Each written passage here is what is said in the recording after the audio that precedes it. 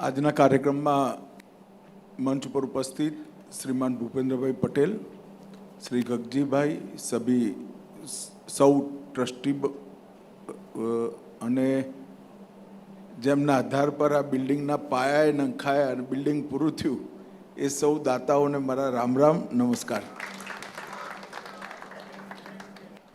હું લગભગ સતત પ્રવાસમાં રહ્યો, કાર્યક્રમ ધ્યાનથી જોઈ નથી શક્યો. ગગજીભાઈએ કેવું કર્યું ભાઈ, હું આવ્યો તો મળવાને બેસાડી દીધો દળવા. મારો કોઈ કાર્યક્રમ નહોતો અહીંયા.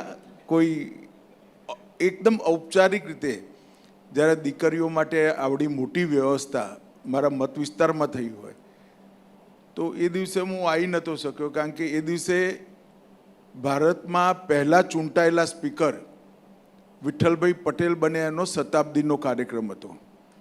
એટલે એ દિવસે મારું આવવાનું સંભવ જ નહોતું. પછી મેં ઓનલાઈન વાત કરેલી ત્યારે કહેલું કે હું હવે જ્યારે અમદાવાદ આવીશ ત્યારે તમને બધાને મળવા આવીશ. હવે અમને ભાષણ કરવા બેસાડી દીધા. પરંતુ ખેર, એક અદ્ભુત સંગઠનથી લગભગ 3000 દીકરીઓ અને 2000 દીકરાઓ પોતાના જીવનમાં ઉચ્ચ શિક્ષાના ક્ષેત્રમાં સારી રીતે ભણી શકે, ભણી ગણી સમાજ, રાજ્ય અને દેશના વિકાસમાં સરખું યોગદાન આપી શકે. ત્યાં સુધી કે જીપીએસસી, યુપીએસસીની પરીક્ષાઓની પણ એમની ટ્રેનિંગની વ્યવસ્થા થાય, એ કલ્પના જ ખરેખર રોમાંચકારી છે. અને જ્યારે કલ્પના જમીન પર ઉતરે ત્યારે સૌ માટે હર્ષનો વિષય છે. આપ સૌ દાતાઓએ ભેગા મળી આજે 5000 દીકરા દીકરીઓ અને એમાં 3000 દીકરીઓ પોતાના જીવનને યોગ્ય બનાવવા માટે ઉચ્ચ શિક્ષણના બધા જ સ્તર સુધી પહોંચી શકે એવી વ્યવસ્થા કરી છે. વ્યવસ્થા કરવી પોતામાં જ બહુ મોટી વાત છે. પણ જ્યારે હું અહીંયા આવ્યો ત્યારે મારું લગભગ 40 વર્ષનું જાહેર જીવન છે. 40 વર્ષના જાહેર જીવનમાં કેટલીય ભણવા ગણવાની સુવિધાઓ, હોસ્ટેલો, કેટલાય લાઇબ્રેરીઓ, બાળકોને પ્રોત્સાહિત કરવાની સગવડો મેં જોયું છે. પરંતુ સરદારધામ આજે મેં જે જોયું, હજી શરૂઆત જ છે, પરંતુ ક્યાંય નંબર 2 આવે એવું નથી રાખ્યું, બધે જ નંબર 1 આવે એવું બનાવ્યું. એટલે સંપૂર્ણ સુવિધા યુક્ત અહીંયા આગળ વ્યવસ્થા કરી છે. અને મારો અહીંયા આગ્રહ છે ટ્રસ્ટીઓને કે તમે આ જે કર્યું છે એની જોડે હિન્દી અને ગુજરાતી લર્નિંગ, કારણ કે ઘણા બધા જુવાનિયાઓ હવે અંગ્રેજી માધ્યમમાં ભણતા થઈ ગયા છે. આ બંને ભાષાઓ શીખી એમને પૂર્ણ બનાવવાનો પ્રયાસ કરવો જોઈએ. આપણી ભાષામાં બોલી જ ના શકે એવું વ્યક્તિત્વ ગમે એટલું ભણેલું ગણેલું હોય એ સમાજની સેવા ના કરી શકે. સમાજની સેવા એ જ કરી શકે જે આપણી તળપદી ગુજરાતીમાં વાંચી શકે, બોલી શકે, સમજી શકે, સમાજની સમસ્યાઓ પ્રત્યે પોતાનો ભાવ વ્યક્ત કરી શકે. નહીં તો આવનારી પેઢીમાં આ રીતે દીકરાઓ દીકરી માટે વિચારવાળું કોઈ નહીં બચે. એટલે મારો આગ્રહ છે કે અહીંયા હિન્દી અને ગુજરાતી લર્નિંગ બંને ખૂબ જરૂરી વસ્તુ છે અને એ પૂરી કરવી જોઈએ. મેં કેટલીક વસ્તુઓ મારા મનમાં નોંધ લીધી, થોડો આકાર લે પછી હું ગગજીભાઈને કહીશ કે આ લાઇબ્રેરી જે તમે લાઇબ્રેરી બનાવી છે અને બહુ બધી લાઇબ્રેરીઓ જોડે ગાંધીનગરમાં એક વ્યવસ્થા છે ભારત સરકારની, લગભગ 500 લાઇબ્રેરીઓ જોડે ઓનલાઈન જોડી શકાય એવી. એટલે એ બધા જ પુસ્તકો આપણી લાઇબ્રેરીમાં ઓટોમેટિક આવી જાય અને નજીવા વાર્ષિક ખર્ચ માટે, એટલે નગણ્ય ખર્ચો છે એવા ખર્ચામાં તો આ લાઇબ્રેરી સમૃદ્ધ થઈ જાય. એની ટ્રેનિંગની વ્યવસ્થામાં ભારત સરકારની કેટલીય વ્યવસ્થા છે, યુપીએસસી અને જીપીએસસીની ટ્રેનિંગ માટેની. એમની જોડે ઇન્સ્ટિટ્યૂટ જોડે એટેચમેન્ટ મારા મનમાં 4-5 વસ્તુઓ પછી હું ગગજીભાઈને થોડુંક ફોર્મલાઇઝ કરીને એક પત્ર લખીશ. પરંતુ આ અદ્ભુત વ્યવસ્થા તમે કરી છે અને જો બધા જ સમાજ આ રીતે પોતપોતાની વ્યવસ્થાઓ કરે તો સરકારે કશું કરવા જેવું બચે જ નહીં. પટેલ સમાજ ગુજરાતના અને દેશના યોગદાનમાં આઝાદી પછી સૌથી વધુ યોગદાન હોય એવો સમાજ છે. છેલ્લા 5 દશકામાં પટેલ સમાજે જે ટ્રાન્સફોર્મેશન કર્યું છે, 50 વર્ષ પહેલા પટેલ સમાજની સ્થિતિ અને આજે 50 વર્ષ પછી પટેલ સમાજની સ્થિતિ, એ ખરેખર સમાજોનો, જાતિઓનો, જ્ઞાતિઓનો અભ્યાસ કરવાવાળા લોકો માટે ટેસ્ટ કેસ છે, અભ્યાસ કરવાનો કેસ છે, સ્ટડી કેસ છે. આટલું બધું ટ્રાન્સફોર્મેશન ભારતમાં કદાચ કોઈ સમાજનું નહીં થયું. પહેલાં કોઈના માટે ખેતી, પછી પોતાની ખેતી, ખેતીમાંથી નાનો વ્યાપાર, પછી શિક્ષણ, પછી મોટો વ્યાપાર, પછી ઇન્ડસ્ટ્રી, અને કઈ ઇન્ડસ્ટ્રીઓમાં એક ધારો જેને કહેવાય કબજો જમાવવા સુધીનું કામ પટેલ સમાજે કર્યું છે. અને સમગ્ર ગુજરાતના વિકાસમાં અને ગુજરાતના વિકાસના માધ્યમથી દેશના વિકાસમાં ખૂબ મોટું યોગદાન રહ્યું છે. મને વિશ્વાસ છે કે આ સંકુલમાંથી એ યોગદાન વધુ સુદૃઢ થશે. સમાજના એવા વર્ગના બાળકો કે જે આજે પણ આવું ઉચ્ચ શિક્ષણ અને સ્પર્ધાત્મક પરીક્ષાઓ આપવાની જેમની ક્ષમતા નથી, કારણ કે એના માટે વિશિષ્ટ ટ્રેનિંગ, વાતાવરણ જોઈતું હોય.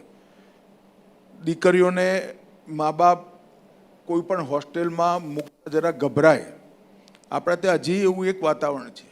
પરંતુ જ્યારે સમાજનો સંકટ હોય તો વિશ્વાસ સાથે દીકરીને સૌરાષ્ટ્રથી કે બનાસકાંઠાથી કે મહેસાણાથી, કચ્છથી મોકલવી હોય તો કોઈને સંકોચ ના રહે, કારણ કે સમાજની વ્યવસ્થા છે.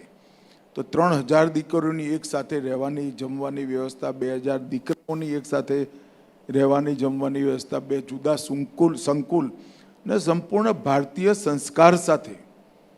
અને હું તો ગગજીભાઈને ખરેખર અભિનંદન આપવા માગું છું. એમણે સૂત્ર બનાવ્યું છે, સમાજ નિર્માણથી રાષ્ટ્ર નિર્માણ. આ કન્સેપ્ટ જો બધા સમાજો સ્વીકારી લે તો દેશમાં એકતા માટે કોઈએ કશું ના કરવું પડે. સરદાર સાહેબનો 150મું વર્ષ છે. એ વર્ષની અંદર જ આટલો સુંદર પ્રકલ્પ તમે હાથમાં લીધો, પૂરો કર્યો અને મારા મત વિસ્તારમાં કર્યો. એટલે ખરેખર હું હૃદયપૂર્વક તમારા બધાનો આભાર માનું છું. આજે ખરેખર ગુજરાતભરમાંથી, સૌરાષ્ટ્રથી, દક્ષિણ ગુજરાતથી, ઉત્તર ગુજરાતથી બધા લોકો અહીંયા આવ્યા છે, મળ્યા. ખરેખર સારું લાગ્યું. કદાચ અહીં ના આવ્યો હોત તો એક સાથે આટલા બધા મહારથીઓ કોઈ દાડો મળત ખબર નથી, કારણ કે લગ્નમાં તો હું બહુ જતો નથી. તો આટલા બધા લોકો એક સાથે મળ્યા, મને પણ ખૂબ આનંદ થયો મિત્રો.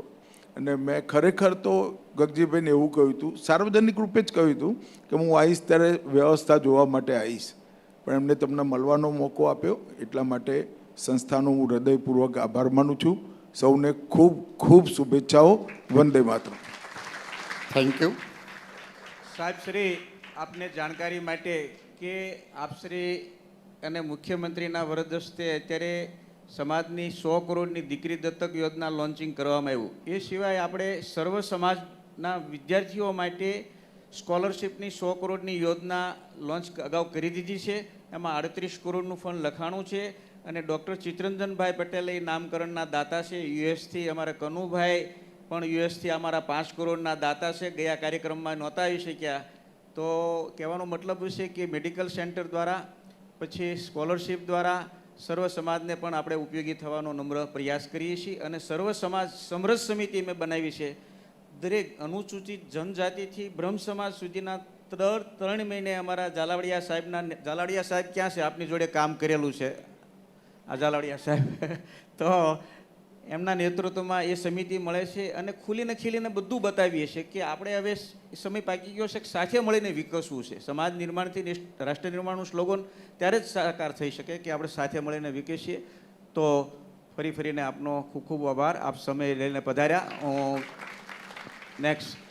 આભાર. બસ આવનારા દિવસોમાં આવી જ રીતે વડોદરા, રાજકોટ અને સુરતમાં પણ સરદાર ધામના નિર્માણ થવા જઈ રહ્યા છે.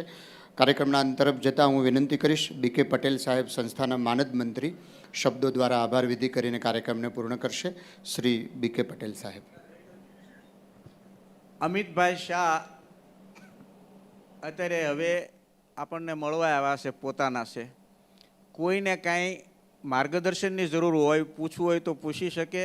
બે સલાહ સાહેબને આપી હોય, ભૂપેન્દ્રભાઈ આપી હોય તો આપણે સારી રીતે સંકલન દ્વારા ઉતારવાનો પ્રયાસ કરશું. અને કોઈને કાંઈ સવાલ કરવો હોય, માર્ગદર્શનની જરૂર હોય તો પણ કહો. નહીતર અમે 5-7 જણા સરદાર ધામ ટ્રસ્ટ વતી હમણાં બેસવાના છીએ. વીવી પટેલ અમારા 5 કરોડના દાતા છે. કામ તો બહુ મોટું છે, હજી એની સાઇઝ પ્રમાણે સાહેબ માગ્યું જ નથી. આપણે પબ્લિક લિમિટેડ છે. અમિતભાઈ સાહેબ અને ભૂપેન્દ્રભાઈ સાહેબને એક મારી નમ્ર વિનંતી છે કે સરદાર સાહેબની 150મી જન્મજયંતિ આપણે ઉજવી રહ્યા છીએ. આ દીકરીની જ્યારે વાત નીકળે છે ત્યારે સરદાર સાહેબની એક દીકરી હતા, મણિબેન, અને મણિબેને સરદાર સાહેબ માટે આખી જિંદગી આપી દીધી.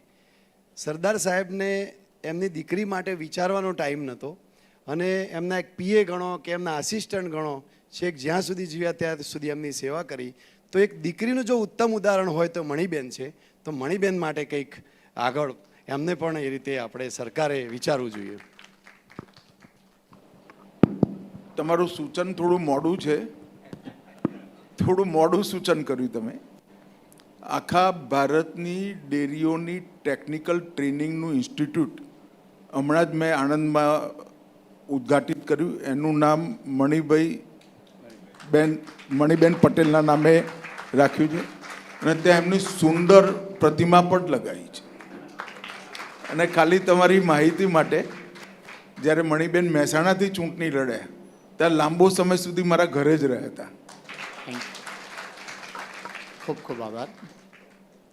ભારત સરકારના ગૃહ અને સહકારિતા મંત્રી માનનીય અમિતભાઈ શાહ સાહેબ, ઉપસ્થિત આપણા લોકલાડીલા માનનીય શ્રી ભૂપેન્દ્રભાઈ સાહેબ, ઉપસ્થિત સૌ સરદાર ધામના દાતાશ્રીઓ, ટ્રસ્ટીશ્રીઓ, મહાભૂમિદાતાઓ સાહેબ, આપણે આપનું વચન પાળ્યું. આજે અમને એવી ઈચ્છા હતી કે આપના હસ્તે લોકાર્પણ થશે. હકીકતમાં થયું લોકાર્પણ, પણ આજે આપણે વચન પાળ્યું એ બદલ ટ્રસ્ટીગણ વતી ખૂબ ખૂબ આભાર માનીએ છીએ. આપના પગલાં આ સરદાર ધામની પ્રવૃત્તિઓને ખૂબ પ્રોત્સાહિત કરશે અને એક ઇતિહાસ લખાશે. જ્યારે સરદાર ધામની પ્રવૃત્તિઓ થશે ત્યારે આપ એના પ્રેરણાસ્ત્રોત સાબિત થશો. માનનીય ભૂપેન્દ્રભાઈ સાહેબ, આપ તો અમારી વચ્ચે રહ્યા છો ને અમારી સાથે હંમેશા રહ્યો છો ને આપની ઉપસ્થિતિ અમને તો એટલી પ્રેરિત કરતી રહે છે કે સરદાર ધામની આ ગતિ આપની શુભેચ્છાઓથી જ થઈ રહી છે. આ ઉપસ્થિત સૌનો હું હૃદયપૂર્વક આભાર માનું છું. માનનીય ગૃહમંત્રીશ્રીને સમયનો અભાવ હોવાને કારણે આપણે વધારે સમય નહીં લઈએ. આપ સૌનો ખૂબ ખૂબ આભાર. ટૂંક જ સમયમાં આપણે એમને વિદાય આપીશું. સાહેબ, અંગત ફરીથી આપનો ખૂબ ખૂબ આભાર. ધન્યવાદ. યસ. સાહેબ, મારું નામ રાકેશ દુધાત, આફ્રિકામાં બિઝનેસ કરું છું. અને મારો એક સુઝાવ હતો કે આપણે ગાંધીજીના જ્યારે 150 યર થયા ત્યારે દરેક ડિપ્લોમેટ મિશનની અંદર આખા વિશ્વની અંદર આપણે ગાંધીજીની ગાંધી જયંતિ ઉજવી. એવી રીતે સરદાર વલ્લભભાઈ પટેલને પણ આખી દુનિયા ઓળખે વિદેશોની અંદર. તો દરેક ડિપ્લોમેટ મિશનની અંદર જો એક મેસેજ જાય તો દરેકે દરેક જગ્યાએ સરદાર પટેલ કેવા યુનિટીથી ઓલરેડી નિર્ણય લેવાઈ ગયો છે. નરેન્દ્રભાઈની અધ્યક્ષતામાં એક રાષ્ટ્રીય સ્તર પર સમિતિની રચના કરી છે. ખાલી મિશન નહીં, દુનિયાભરમાં જેટલા ભારતીય સમાજો વસે છે એ બધા જ સરદારની જયંતિ ઉજવે. એના દિવસો પણ 4 નક્કી થાય છે. થોડાક સમયમાં જ બધાની વચ્ચે આવી જશે. Thank you sir. Thank you. Thank you. ખૂબ ખૂબ આભાર.